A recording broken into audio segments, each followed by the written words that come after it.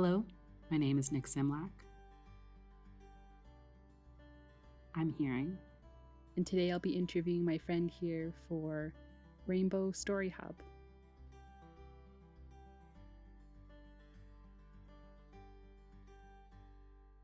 I want to share her story because it is really unique and special.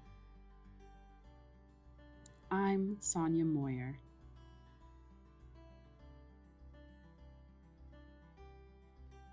What's your age?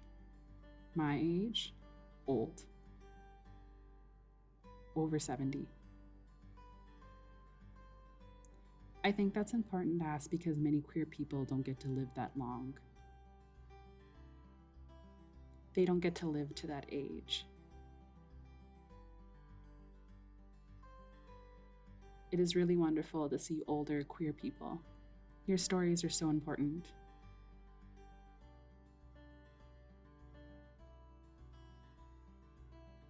True. Curious, where did you grow up? Okay, I was born to my parents in Medicine Hat.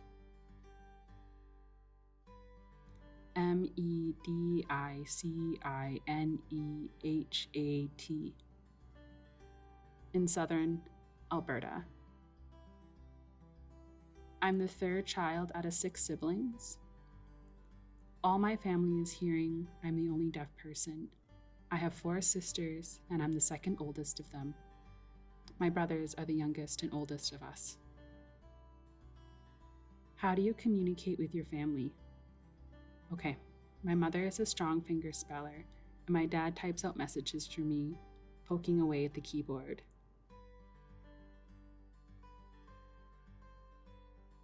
My older sister can sign, but it's more signing exact English than ASL.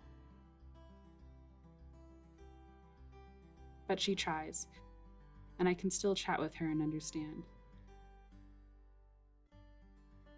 I also write back and forth with my other siblings and family and can speak a little bit. Can you lip read? With my family, I can lip read a little bit, but not much. Do you prefer lip reading or not lip reading? Not lip reading, I prefer signing. I am really deaf. Profoundly deaf. But I can understand 1 to 2 word phrases with my family. That's good.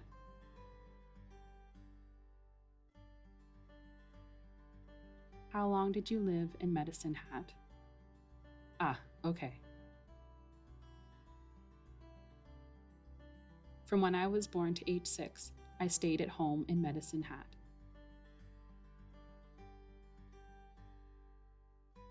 In 1956 is when I went to school.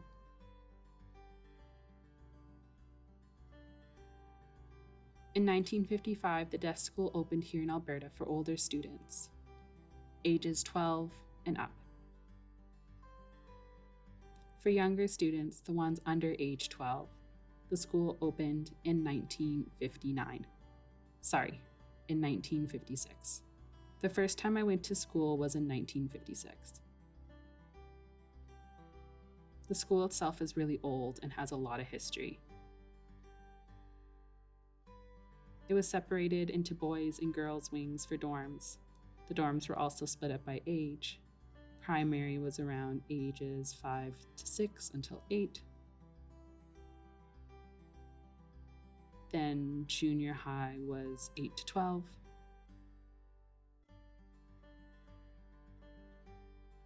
Then the third group was ages 12 to 16. Then they moved to senior high school, the fourth group. They were separated by age and gender. The boys and girls were separated, and the older students were separated from the younger students. There were some houses for the dorms, right? Yes. There was a section for each group. I started in the dorm for younger students, then moved to different dorms over the years. There were supervisors for each. You moved a lot. I stayed there throughout the year, but I would go home for special events like Christmas. Then I would take the train back home. I would go home for long weekends. Thanksgiving, Easter, and I remember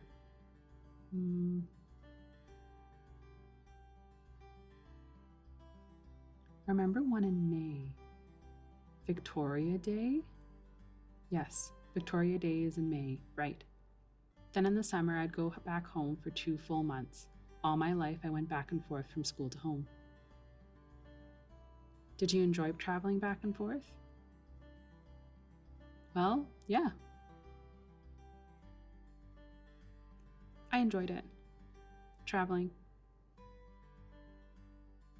I went back and forth on the train many times. It was a natural part of my life, going back and forth. It's good you enjoyed traveling. It's good to be included in the deaf community and be able to chat with them. Oh, when you went to Alberta School for the Deaf, did they teach sign language or oral language? Oh, that's interesting. We used total communication. Ah, I see. Speaking and signing. Both at the same time? Yes, but I was lousy at speaking. I preferred signing. I picked up signs from other students. There were students from all over Canada, like Manitoba, Vancouver, and Saskatchewan. When it opened in 1955, that's when kids from all over Manitoba, Vancouver, and Saskatchewan moved to Alberta School for the Deaf. We all shared our regional signs. It was a mixture of regional signs from Manitoba, Vancouver, and Saskatchewan. It's a mix. That's cool. After high school, you went to university, right? Yes, I continued at ASD until I was 19. I passed my exams to get into Gallaudet College. Well, at the time it was Gallaudet College. Now it is university. Gallaudet is in Washington, D.C. The night I graduated, I got on a plane to go there. It was a fast move. You found out you were a lesbian at Gallaudet, right? Yeah, in high school, I didn't know I was lesbian because it was taboo. At the time, we didn't know anything about the gay and lesbian community. We were naive and innocent. When I arrived at Gallaudet, that's when I learned the word lesbian and realized I was one. But again, it was taboo. Many of us hid our identities. A few people are out, but I wasn't. I was very shy, reserved, and careful. All right, so we talked about your experience in college. After college, you moved back to Canada, right? Oh, actually, I met a man. I saw all my friends getting married and thought I should find myself a man.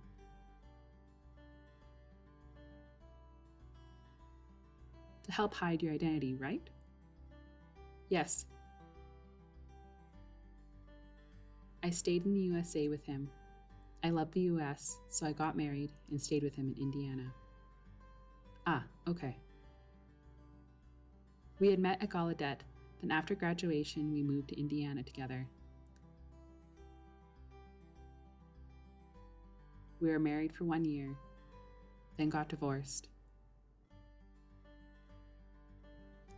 2 years after that, I met another man. I got pregnant. Stayed with the baby in the USA for 1 year, then moved back to Canada.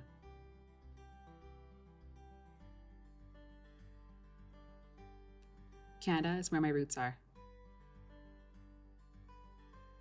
In Indiana, I didn't know many people because I was shy. And you were lonely?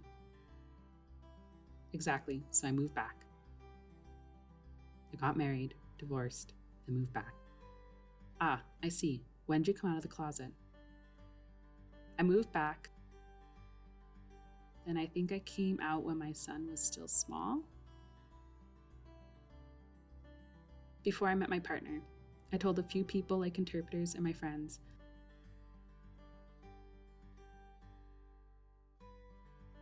But mostly interpreters.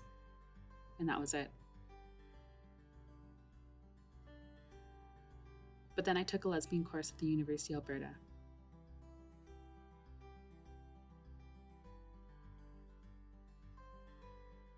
There, I met my partner and fell in love.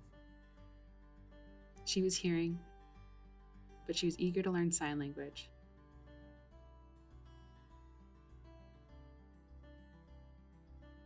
It was shortly after we met we moved in together. About a year after that, I became more open and I started telling my friends and family.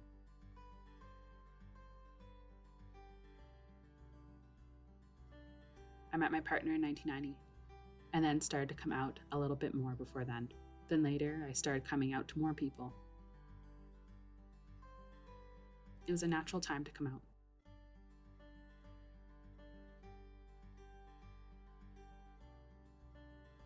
Were your family and friends accepting? At the start, some were upset by it. My parents were respectful, and my brothers and sisters were fine with it.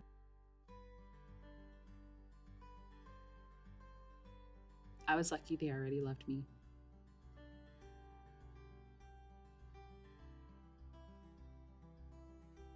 My friends didn't care, and later became more accepting. Now all my friends and family accept me. That's good. I know it was like that for me too. Some accept me quickly, and others it took longer. Then slowly, more and more, then they started to accept it. It's interesting to see that it's still the same. I knew I was lesbian back in 1970. But after a long time, being lesbian became less taboo. Things started to change. It got better. That's good. So you were finally with your girlfriend? The two of us got married. Well, not exactly a marriage because it wasn't accepted in Canada yet. But we had a union. We got married in the summer of 91. My partner started to take ASL classes. She started to learn from different deaf people. She interacted with deaf people and the community. She was very good to me and to the deaf community, and the deaf community really loved her. You were saying before that the two of you would write back and forth to communicate. Then later she started to sign more and more. Yes, she wrote less and less and we signed more and more. It's wonderful to see that growth. Later you had found the Kink community, right? Right around 1990, before I met my partner, I think it was September. My deaf friend and roommate at the time, we don't live together anymore, introduced me to Kink. I thought it was interesting. I decided to learn more about it myself by researching on the computer. I found different chat rooms in AOL. I learned about so many different topics, like the different things you can do, kneeling, and being submissive. There are many things to learn. Then later there was a group email I joined called Kinky Girls.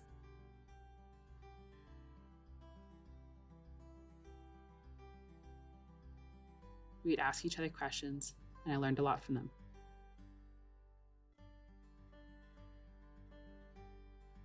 One person from New York. Were they deaf or hearing? They were hearing. I met her later in New York. Anyways, she asked if I had met any kinky people here in Edmonton, and I told her no. They suggested I meet a man from Calgary. The man's name was Dan Baston.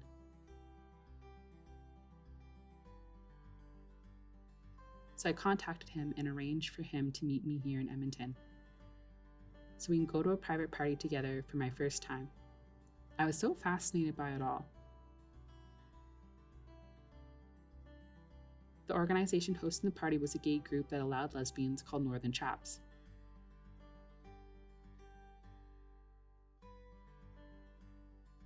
It was a men's group run by hearing people.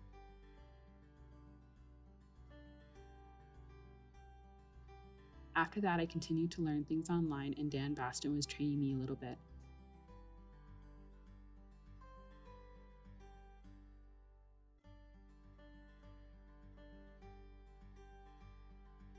Then, in 1997, a kink group here in Edmonton started to form. It was open to all. It was focused on the leather community. Dan was a strong part of the leather community. It was called EOS, which stood for Edmonton O Society. In 1997, I joined that group, but I was the only deaf person in it.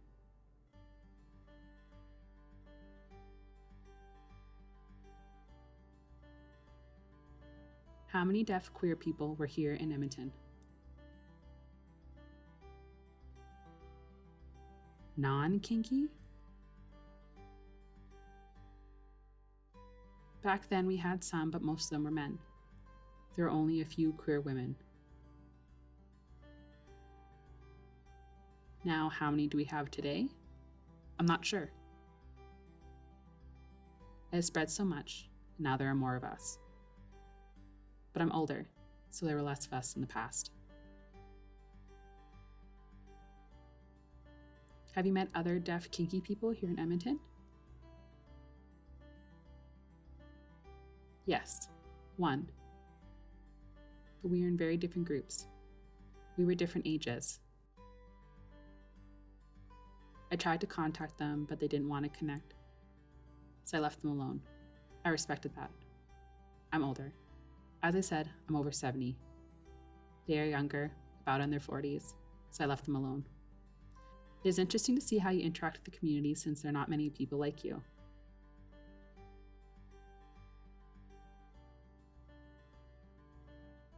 I socialized with the community a lot last year.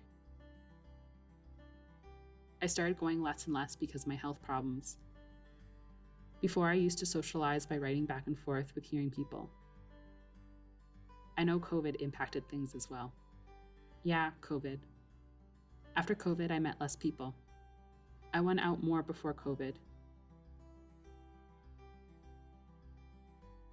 Now, with my age and health problems, it's better for me to stay at home. Also, I have my own sir now. That's enough for me. It is more personal and private at home. Yes. When you're younger, you're not sure what you want, and you're looking for somebody.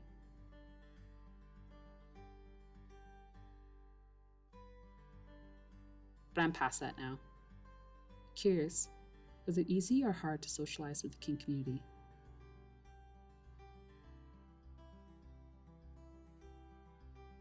Hard. I was very shy. I don't lip read, and there weren't many people in the community that signed.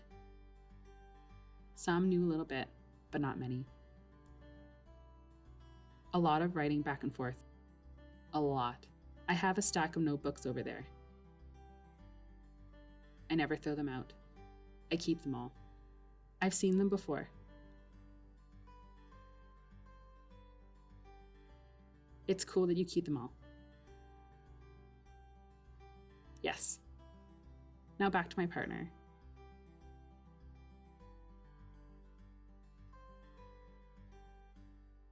She had brain cancer from 1991 till 2004. Then passed away. I took care of her till the end.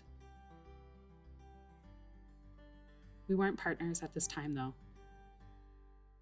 We had grown apart because I was in kink and she wasn't. No? I see. I understand. We were roommates still. We continued to live with each other, and I supported her through her health problems until she passed.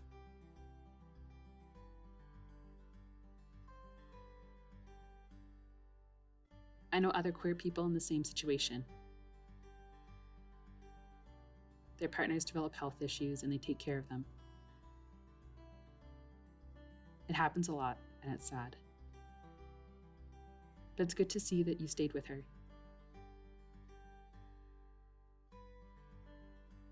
It doesn't matter if you're still dating or just friends, it's important to maintain that connection and support them through it. We stayed together till she died. She was a good person. That sounds like a good relationship. It's nice to hear that story. Do you have any suggestions for hearing people to help them communicate with deaf people? What should they do?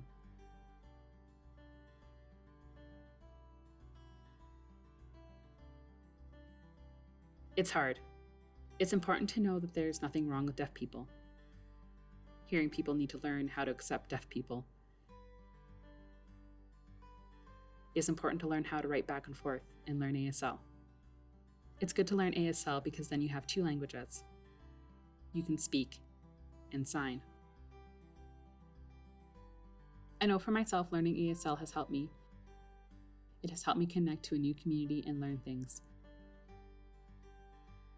Sometimes I'll run into deaf people when I'm out and about and I'm able to help them. It's a nice experience. Learning a new language is good. Also learning how to be more open-minded instead of closed-minded.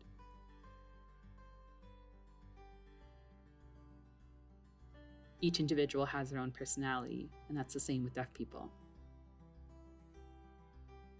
Some are shy and some are not. But it's good to be open-minded and accept others. Learn how to match deaf people's communication preferences. Some will write back and forth. Some don't mind lip reading, but not many.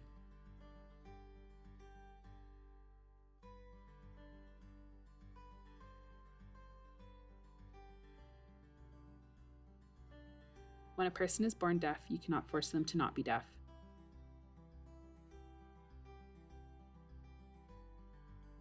You can learn to be more open. And I've met many hearing people and made friends with them.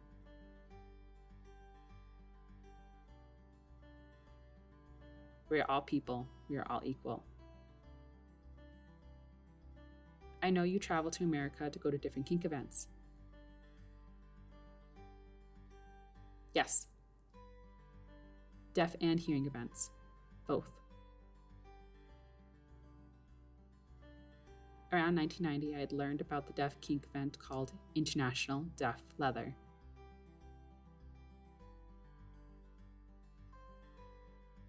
Or IDL. They had competitions and would get sashes. Both men and women competed.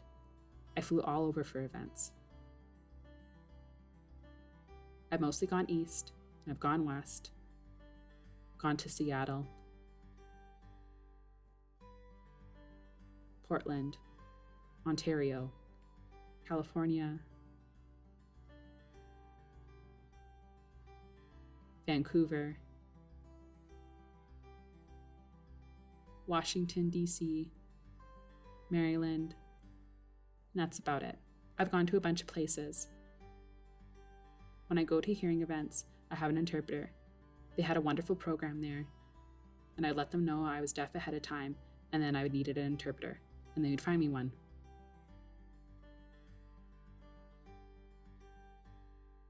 I went to many events and flew all over.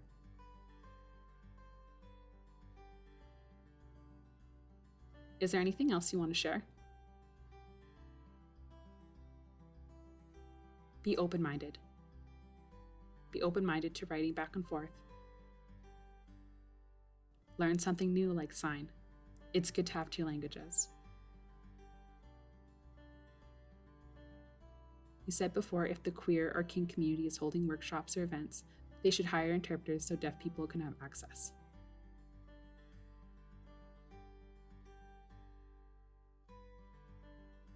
Yes, hire an interpreter. I know they're expensive, but interpreting is a real job. Right, it's a real skill. Learning a language and translating is hard. You can also negotiate the rate.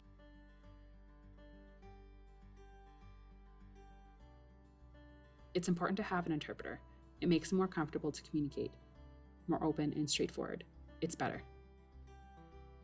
Yes, more clear and straightforward. I know other queer disabled people experience barriers accessing events. And it's important to be more inclusive.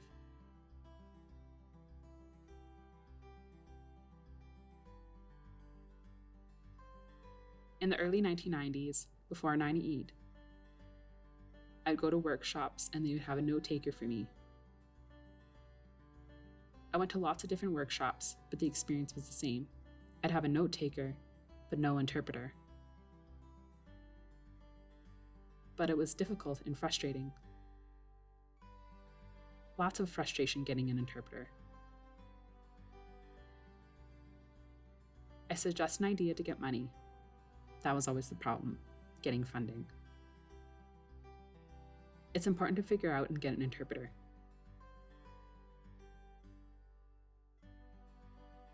I know finding money is difficult, but it's still important.